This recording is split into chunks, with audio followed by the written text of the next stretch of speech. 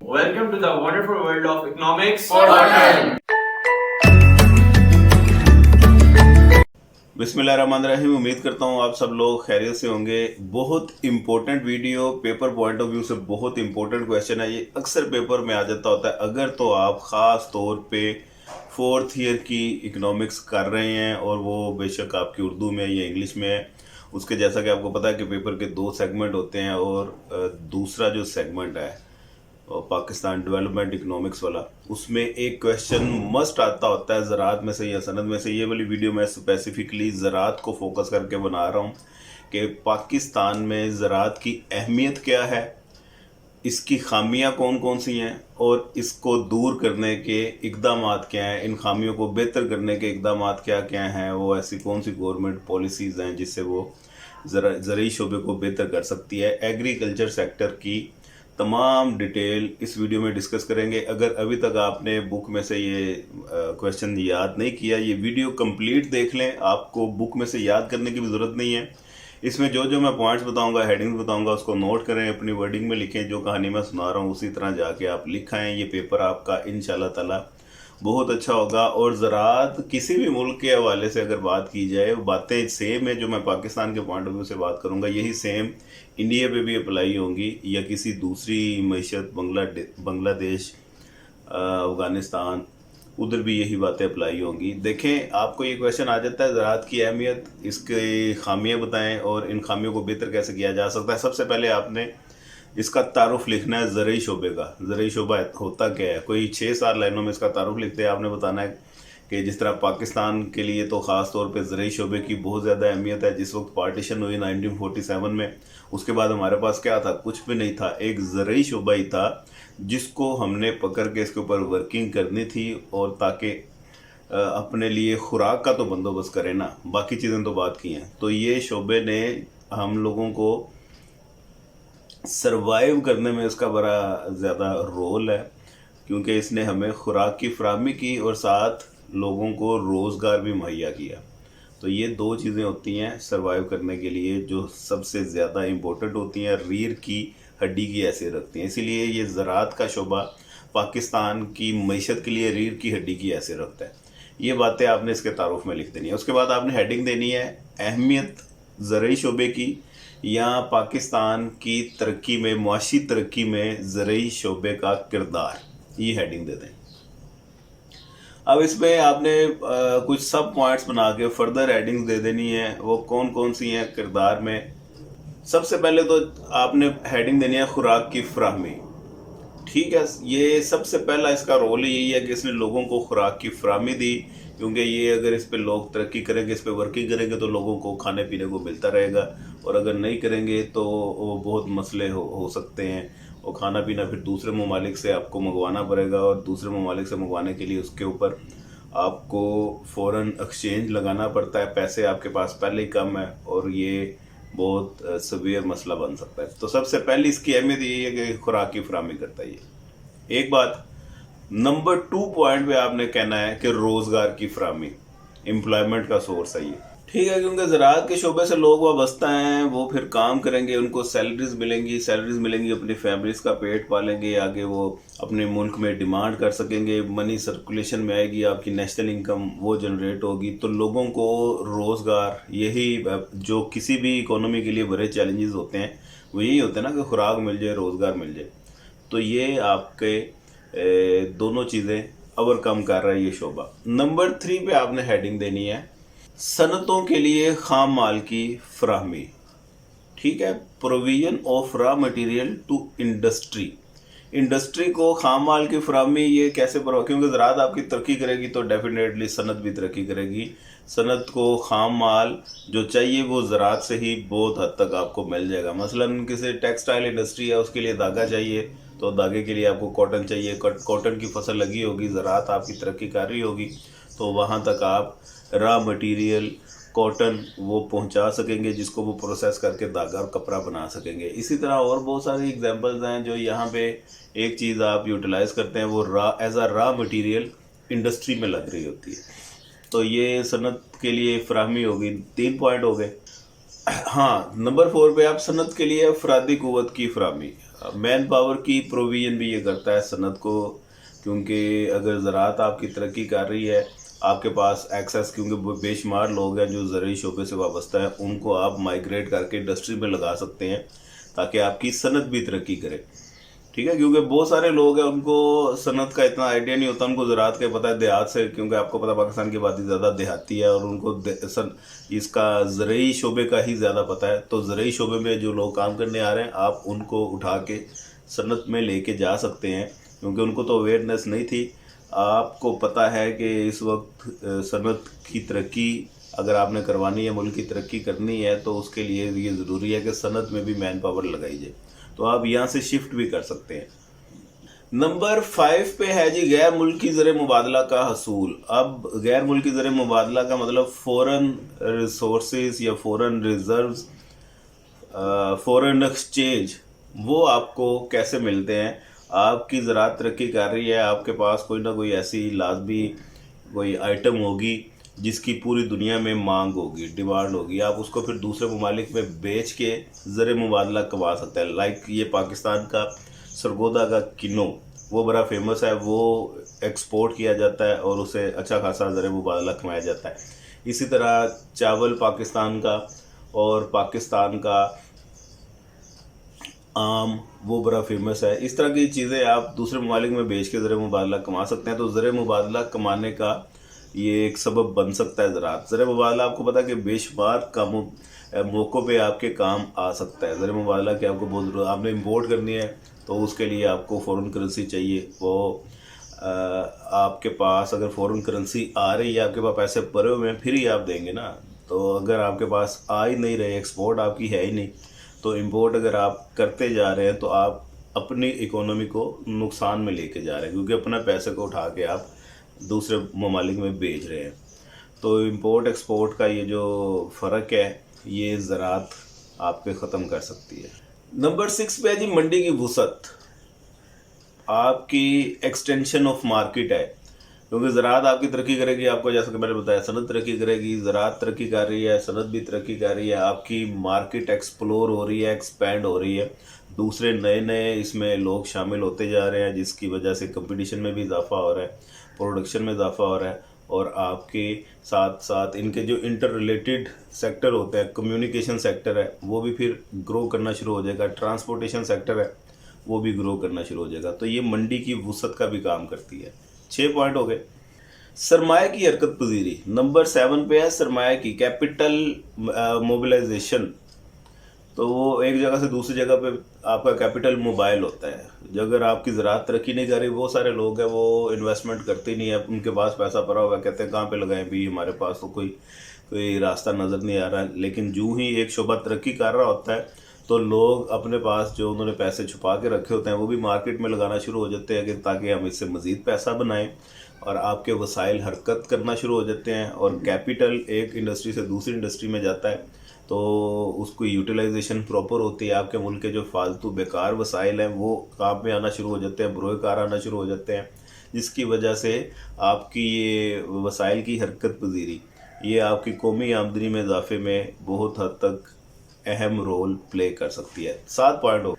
Number 8 پہ آپ لکھ سکتے ہیں قومی آمدنی میں اضافہ. یہ آپ کے ڈیفینیٹلی زراعت اگر آپ کی ترقی کرے گی، ایگریکلچر سیکٹر آپ کا گرو کر رہا ہے، تو آپ کی نیشنل انکم میں اضافہ ہو رہا ہے. نمبر 9 پہ آپ لکھ سکتے ہیں دیہاتی لوگوں کی فلاح و بہبود میں اضافہ. ولیج سائٹ سے جن کا تعلق ہے ان کی ویلفیئر پہ آپ یہ پیسہ لگا سکتے ہیں. پیسہ ہوگا تو لگائیں گے نا، ہے نہیں تو ویلفیئر کہاں سے ہوگی. تو زراعت ترقی کرے گی تو آپ کے پاس نئے آئیڈیاز آئیں گے کہ یار اس کو لوگوں کی بہتری کے لیے کس طرح لگانا ہے. تو فلاح و بہبود کے لیے آپ لگا سکتے ہیں. اور نمبر 10 پہ آپ یہ بتا سکتے ہیں کہ دیگر جو دوسرے شعبے ہیں اس کے لیے روزگار کا اضافے کا سبب بنتا ہے. جس طرح آپ کو میں نے بتا دیا کہ انڈسٹری ترقی کرے گی تو ٹرانسپورٹیشن سیکٹر آپ کا ترقی کرے گا. ٹرانسپورٹیشن سیکٹر ترقی کرے گا تو آپ کی یہ کمیونیکیشن سیکٹر ترقی کرے گا، سروس سیکٹر ترقی کرے گا. تو یہ تمام سیکٹر جو ان سے ہیں ان کو روزگار فراہم کر رہا ہے آپ کا زراعت کا شعبہ. تو یہ اس کی اہمیت کے ہو گئے پوائنٹ. ٹھیک ہے، 10 پوائنٹ میں نے آپ کو بتا دیا، اس کی اہمیت کے لیے کافی ہیں. اب آتے ہیں اس کی خامیوں کی طرف. اس کے بعد نیکسٹ ہے جی خامیاں زرعی شعبے کی خامیاں کے بھی میں آپ کو کچھ پوائنٹ بتا دیتا ہوں. اسی طرح آپ پوائنٹ ہیڈنگ بنا کے اپنے پاس نوٹ کر لیں اور ان کو جا کے اپنی ورڈنگ میں لکھائیے گا. سب سے پہلے تو خامی سیم و تھور کا مسئلہ ہے. Water logging and salinity. Water logging and salinity بہت ساری ہماری ہر سال زمین ناکارہ ہو جاتی ہے، جس میں سیم جس کو بولتے ہیں کہ زمین سیلابی گئی ہے، اوپر پانی آ جاتا ہے اور ہلکی ہلکی وہ گیلی رہتی ہے. اس کی وجہ سے بھی آپ کا علاقہ بہت سارا وہ بنجر ہو جاتا ہے اور اس پہ فصل کاشت نہیں کی جا سکتی. اور تھور کا مسئلہ جو اوپر وہ نمک سا وائٹ سی لائنیں بن جاتی ہیں، تو اس کی وجہ سے بھی آپ کی بہت ساری زمین وہ ناکارہ ہو جاتی ہے. آپ کی ہر سال پراپر بندوبست نہ کرنے کی وجہ سے، کیورمنٹ نہ کرنے کی وجہ سے بہت ساری زمین سیم و تھور کا سبب بن جاتی ہے. تو ایک تو سب سے بڑی خامی یہ ہے آپ کی پیداوار کم ہونے کی. دوسرا پوائنٹ کہ لوگوں کے پاس پیسہ نہیں ہے، سرمایہ کی قلت. کاشتکار اور آپ کا کسان وہ غریب ہے، ان کو پراپر ان کا حق ملتا نہیں ہے، وہ جس کی وجہ سے ہینڈ ٹو ماؤتھ ہیں اور قسمہ پرسی کی زندگی گزارنے میں مجبور ہیں. جب اس قسم کی زندگی گزاریں گے تو وہ پھر نئی انوویشنز اور نئے جدید طریقہ کاشتکار وہ نہیں استعمال کر سکیں گے، جس کی وجہ سے آپ کی جو پیداوار ہے وہ کم رہے گی. 2 باتیں ہو گئی. تیسرے نمبر پہ ہے جی زرعی قرضوں کے حصول میں بہت دشواری ہے. انہوں نے کوئی اس طرح کا سیٹ اپ نہیں بنایا ہوا جس کی وجہ سے کسان کو آسانی سے قرضہ مل جائے. بہت سخت شرائط ہیں. یا تو بینک کے پاس اگر قرضہ ملتا ہے تو اس کی اپنی شرائط ہے. دوسری آپشن آ جاتی ہے کہ یہ اپنے زمینداروں سے قرضہ لے لیں اور وہ بھی پھر اچھا خاصا اس کے اوپر وہ انٹرسٹ وصول کرتے ہیں. تو یہ ایک مسئلہ ہے، زرعی قرضے کے حصول میں بہت تنگی ہے، جس کی وجہ سے زرعی شعبہ آپ کا ترقی نہیں کر رہا، پیداوار کم رہتی ہے. اس کی 3 باتیں ہو گئی. نمبر 4 پہ قابل کاشت رقبے کی کمی ہے. قابل کاشت رقبے کی کمی کیوں ہے؟ کیونکہ ہمارا لینڈ ٹینیور سسٹم اس طرح کا بنا ہوا ہے، چھوٹے چھوٹے حصوں میں ڈیوائڈ کیا ہوا ہے اور بہت ساری زمین اسی وجہ سے ویسٹ چلی جاتی ہے. ادھر ایک جگہ پہ کاشتکاری ہو رہی ہے، بیچ میں ایک ڈیرا بنا ہوا ہے، اس میں کاشتکاری نہیں ہو رہی، آگے پھر کاشتکاری ہو رہی ہے. تو اس وجہ سے آپ کی پیداوار زیادہ نہیں ہو سکتی. وہ بیچ میں جو ڈیرا ختم ہو، وہ ساری ایک ہی زمین ہو، ایک بڑا یونٹ ہو، تو اس کے اوپر پھر کھیلنا آسان ہے، پیداوار آپ کی زیادہ ہو جاتی ہے. تو یہ آپ کا قابل کاشت رقبہ، اس میں کبھی ایک تو وہ سیم و تھور کا بھی مسئلہ ہے، اس کی وجہ سے بھی کمی آ جاتی ہے. 4 باتیں ہو گئی. نمبر 5 پہ ہے جی دوہری فصل کی کاشت نہ ہونا. ڈبل کروپنگ کا مطلب ہمارے پاس دوہری فصل کی کاشت نہ ہونے کا رزلٹ یہ نکلتا ہے کہ 6 ماہ تو فصل لگی ہوئی ہے، اس کے بعد اس کی کٹائی وغیرہ کر لی، جب سیزن چلا گیا پھر وہ زمین فالتو پڑی ہوئی ہے. ٹھیک ہے، کیونکہ وہ اگلے پھر ہر سال سیزن آتا ہے نا کسی بھی فصل کا، تو ہونا تو یہ چاہیے وہ فصل چلی گئی، اب اگلا سیزن آیا کوئی دوسری لگا لیجئے. تو وہ اس طرح نہیں کیا جاتا کہ ایک جس کا سیزن ہے، اگر گندم لگانی ہے تو وہ گندم کا ایک اسپیسیفک سیزن ہے، وہی لگانی ہے، باقی اس کے علاوہ وہ زمین آپ کی ویسٹ پڑی رہے گی اسی طرح. تو دوہری فصل کی کاشت نہیں ہوتی یہاں پہ. نمبر 6 پہ ہے جی دقیانوسی اور فرسودہ طریقہ کاشتکاری ہمارے پاس استعمال کی جا رہی ہے. وہ آج بھی وہ پرانے نظام ہے، ٹریڈیشنل جو باپ دادا سے چلتے آ رہے ہیں، وہ نئی مشینیں اور نئے انوویشن کے طریقے وہ یوز نہیں کر رہے. یوز کیسے کریں؟ پیسے نہیں ہیں. ٹھیک ہے، اور اس وجہ سے بہتر یہی ہے کہ ہاتھوں سے ہی آپ کئی شیئیں مار کے گزارا کریں، اور وہ آپ نے مشینیں اس کا استعمال نہیں کرنا. یہ بات ہوگی، اس وجہ سے بھی آپ کی پیداوار کم رہتی ہے. نمبر 7 پہ ہے جی آپ اچھے قسم کا بیج وہ نہیں استعمال کرتے، گھٹیا بیج وہ استعمال کرتے ہیں. ابھی سستے ہیں، جس طرح ہم کوئی ایک چیز لینے جاتے ہیں وہ بی پیئر بھی مل جاتی ہے، اچھی بھی مل جاتی ہے، سیل سے بھی لے لیتے ہیں. اسی طرح بیجوں کی بھی کوالٹیز ہیں، آپ اچھی نسل کا بیج نہیں لگائیں گے تو پیداوار کم ہوگی. نیکسٹ پوائنٹ ہے جی ذخیرہ گاہیں اور سرد خانوں کی وہ کمی ہے بہت زیادہ. ہمارے پاس یہ ذخیرہ گاہیں سٹوریج کیپیسٹی نہیں ہے اور ویئر ہاؤسز وغیرہ نہیں بنے ہوئے، کولڈ پلیسز، کولڈ سٹوریجز وغیرہ نہیں ہیں، جس کی وجہ سے بہت ساری فصل ہماری خراب ہو جاتی ہے، ویسٹ ہو جاتی ہے. اور اس خرابی اور ویسٹ سے بچنے کے لیے لوگ پیداوار اتنی کرتے ہیں جتنی وہ سنبھال سکیں، اور اس وجہ سے آپ کی اوورآل مجموعی پیداوار وہ کم رہتی ہے. سمجھے بات؟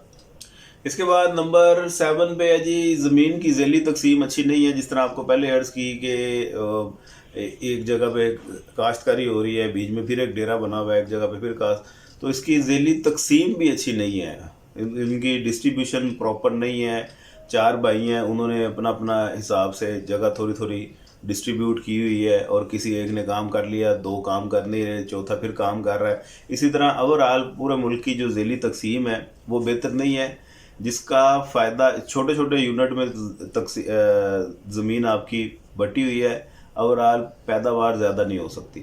زرعی منڈیوں کے نقائص. ہمارا جو ایگریکلچر مارکیٹ ہے اس کے اندر بہت ساری پرابلمز ہیں. وہ بہتر ریسرچ سینٹر نہیں قائم کر رہا, لوگوں کو فیسیلیٹیٹ نہیں کر رہا, کسانوں کے مطابق وہ پالیسیز نہیں بنا رہا, اور وہ مارکیٹ لوگوں کی پہنچ سے, کسانوں کی پہنچ سے دور ہیں. ذرا لوگوں کو, کسانوں کو دور جانا پڑتا ہے, ٹریولنگ ایشو ہے, روڈ کچے ہیں, یہ آپ کا یہ پرابلم ہے. اور نمبر لاسٹ پہ ناقص سماجی ڈھانچہ. ناقص سماجی ڈھانچہ آپ کا جو سوشل ایک سٹرکچر ہے وہ اتنا بہتر نہیں ہے. جس طرح میں نے آپ کو پہلے عرض کیا کہ روڈ کچے ہیں, جس کی وجہ سے آنے جانے میں بہت زیادہ دقت ہوتی ہے. کسان کہتے ہیں کہ یار دفعہ کرو, اتنی دور جانا پڑے گا, اور وہ ہمارا نقصان بھی ہے, ٹریولنگ کوسٹ اس کے اوپر اتنی لگ جانی ہے, فائدہ اتنا ہونا نہیں ہے. لوگوں کو فیسیلیٹیٹ نہیں کیا ہوا, ان کے قریب کوئی ریسرچ سینٹر یا کوئی مارکیٹ کی جو ایکسیس ہے وہ قریب نہیں دی ہوئی. ٹرانسپورٹیشن کے ایشو ہیں, روڈ کے ایشو اپنی جگہ پہ ہیں, ٹرانسپورٹیشن کے بھی ایشو ہیں. ٹرانسپورٹیشن ملتی نہیں ہے, گھنٹوں کھڑا ہونا پڑتا ہے, ویٹ کرنا پڑتا ہے ٹرانسپورٹ کا. اور کمیونیکیشن کے مسئلے ہیں, دور دراز علاقوں میں سگنل اتنے نہیں آتے. یہ سارے بے شمار مسائل ہیں جس کی وجہ سے پیداوار کم رہتی ہے. تو یہ اس کی خامیاں تمام میں نے پوائنٹ بتا دیے, تقریباً 10 پوائنٹ میں نے آپ کو اہمیت کے بتائے ہیں, 10 ہی خامیوں کے بتائے ہیں. اب آگے ان کو دور کرنے کے اقدامات, یہ گورنمنٹ ایسے کیا سٹیپ لے ان کو بہتر کیا جا سکے. تو بھیا اس کے لیے بہت ہی آسان سا آپ کو ایک میں فارمولا ٹپ بتا دیتا ہوں. جو اس کی خامیاں ہیں, انہی خامیوں کو بہتر کر کے اپوزٹ وے میں آپ بتا دیں, وہ ان کو دور کرنے کے اقدامات ہیں. بس کہ ادھر ہم نے لکھا گھٹیا بیج وہ استعمال کیے جا رہے ہیں, یہاں پہ آپ لکھیں کہ گھٹیا بیج کا استعمال نہ کیا جائے, بہتر بیج استعمال کیے جائے. ایک پوائنٹ یہ ہو گیا. ادھر ہم نے لکھا کہ ہم دقیانوسی طریقہ کاشتکار استعمال کر رہے ہیں, ادھر آپ لکھیں کہ جدید طریقہ کاشتکار استعمال کریں. اسی طرح ادھر ہم نے لکھا کہ ریسرچ سینٹر نہیں ہے, یہاں پہ آپ لکھیں ریسرچ سینٹر قائم کیے جائیں. ادھر تھا کہ قرضوں میں دشواری آ رہی ہے, یہاں پہ آپ قرضوں کے لیے ذرا لوگوں کو فیسیلیٹیٹ کریں. اس طرح کی ساری باتیں جو 10 پوائنٹ ادھر لکھے ہیں انہیں کو بہتر کر کے آپ ادھر بتا دیں گے تو یہ انہیں دور کرنے کے اقدامات بھی ہو جائیں گے. تو یہ آپ کا کمپلیٹ کویشچن 10 مطلب 30 ہیڈنگز بن گئی ہیں. عام طور پہ ویسے وہ یہ ہوتا ہے اہمیت کے ساتھ یا تو خامیاں پوچھ لیتا ہے, یا اہمیت کے ساتھ خامیوں کو دور کرنے کے اقدامات پوچھ لیتا ہے. سارا اگر وہ پوچھے گا تو لینتھی ہو جائے گا, کوئی سی 2 چیزیں پوچھ لے گا. گڈ نیوز یہ آپ کے لیے. اور یہ اگر آپ نے ویڈیو دھیان سے سن لی ہے ساری, تو میرا خیال ہے آپ کو بک کھولنے کی بھی ضرورت نہیں ہے, آپ ویسے جا کے لکھ سکتے ہیں اور پیپر یہ کویشچن آپ کا بہت اچھا اٹیمپٹ ہو جائے گا. دعاؤں میں یاد رکھیے گا. نوٹس کسی کو چاہیے ہو وہ رابطہ کر سکتا ہے, آن لائن کلاسز ہماری کنٹینیو ہے, وہ بھی رابطہ کر سکتا ہے. اپنا ڈھیر سارا خیال رکھیں. پاکستان زندہ باد.